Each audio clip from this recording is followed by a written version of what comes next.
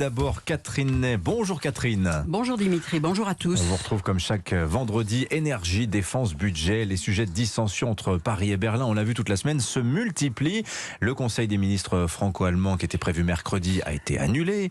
Il y a un petit besoin d'explication des gravures, ma chère Catherine. Olaf Scholz est venu à Paris déjeuner avec Emmanuel Macron mercredi. Oui, mais personne ne sait ce qu'ils se sont dit. Il n'y a pas eu de déclaration commune sur le perron de l'Élysée. Il n'est pas bon pour l'Europe ni pour l'Allemagne que celle-ci s'isole, déclarait Emmanuel Macron en marge du Conseil européen.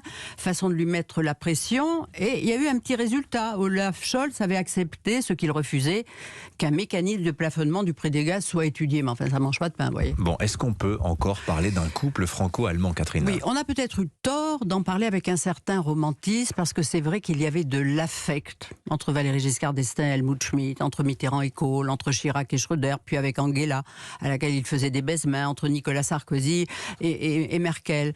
Parce que c'était une relation personnelle qui était entretenue par des déjeuners, des dîners en tête-à-tête, des coups de fil, alors que sur le fond, dans la façon de gérer leur propre péri, ils n'étaient d'accord sur rien. Pour le chancelier allemand, seul compte la puissance de l'industrie, les exportations, qui étaient doptées par une énergie pas chère, le gaz russe. Et elle faisait sa croissance sur les bénéfices, avec des retombées sociales presque chiches.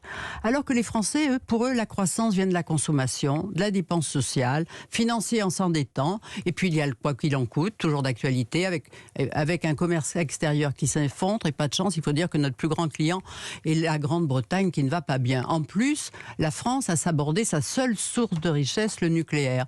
Alors donc, le couple franco-allemand, ça a toujours été un peu une version de la cigale et de la grosse fourmi. En plus, entre Emmanuel Macron et Olaf Scholz, le lien n'est pas fait. Ils n'ont pas trouvé leur mode d'emploi réciproque. Oui, mais avec Olaf Scholz, c'est pas facile, parce que c'est une énigme pour beaucoup de ses homologues européens. Il arrive, il dit pas grand-chose, il dit à peine bonjour, c'est un solitaire. On sent en fait un homme très déstabilisé, parce que la guerre en Ukraine oblige à changer de modèle. C'est la fin de la dépendance au gaz russe, c'est la prospérité de l'Allemagne qui est en jeu.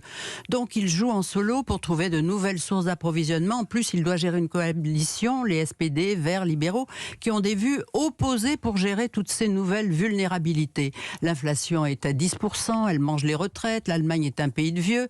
Pour atténuer les effets de la hausse du prix du gaz, Scholz a dégainé un plan de 200 milliards d'euros, mais il est le seul à pouvoir le faire en Europe. Il a prévenu personne.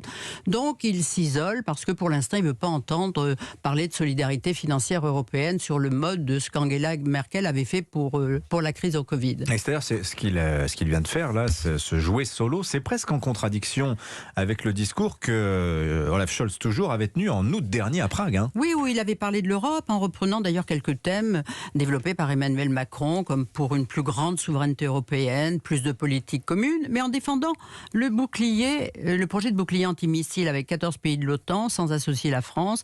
Il a surtout montré qu'il était rétif à toute coopération militaire dont il ne serait pas le maître d'œuvre. Son choix de consacrer à l'achat de matériel américain la plus grande partie des 100 milliards d'euros se fait au détriment de l'industrie européenne de défense, en cédant une partie du port d'Hambourg à la Chine, pourtant qualifié de rival systémique par les Européens. Eh bien voilà, il ne se montre pas très européen, donc on s'interroge. Conclusion, Catherine? Mais on se demande à quoi aura servi ce tête-à-tête entre les deux hommes, parce que le couple franco-allemand est-il encore ce couple d'obligations qui a fait avancer l'Europe vaille que vaille?